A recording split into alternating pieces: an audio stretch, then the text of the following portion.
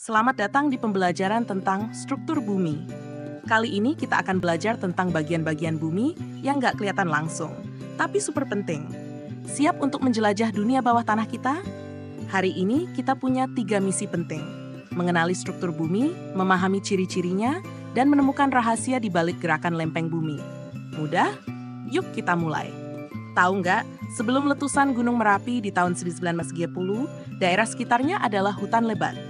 Setelah letusan, semuanya berubah menjadi persawahan. Ini contoh nyata bagaimana bumi kita terus berubah. Siapa di sini pernah dengar tentang tsunami, gempa bumi, atau gunung meletus? Semua ini terjadi karena lempeng bumi bergerak. Wah, ternyata bumi kita aktif banget ya. Tapi apa sih sebenarnya yang ada di bawah permukaan bumi kita ini? Nah, selain bisa menyebabkan bencana alam, pergerakan lapisan ini juga punya peran besar dalam membentuk permukaan bumi. Coba bayangkan, dulu Gunung Tambora di Lombok tingginya 4.200 meter. Tapi setelah meletus, tinggal 2.800 meter. Letusannya bahkan membentuk kaldera raksasa.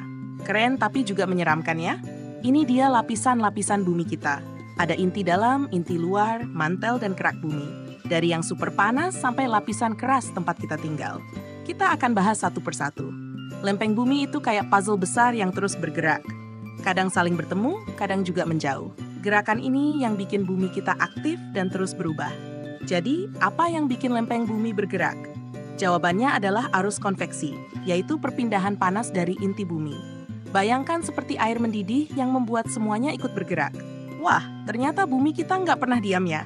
Dari lapisan-lapisan hingga gerakan lempeng, semuanya bikin permukaan bumi berubah terus.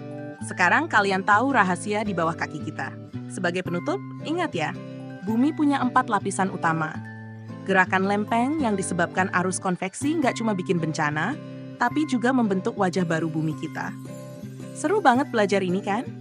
Terima kasih sudah ikut perjalanan kita menjelajah struktur bumi. Semoga ilmu hari ini bisa bikin kalian makin paham dan sayang sama planet kita ini. Sampai jumpa di pelajaran berikutnya.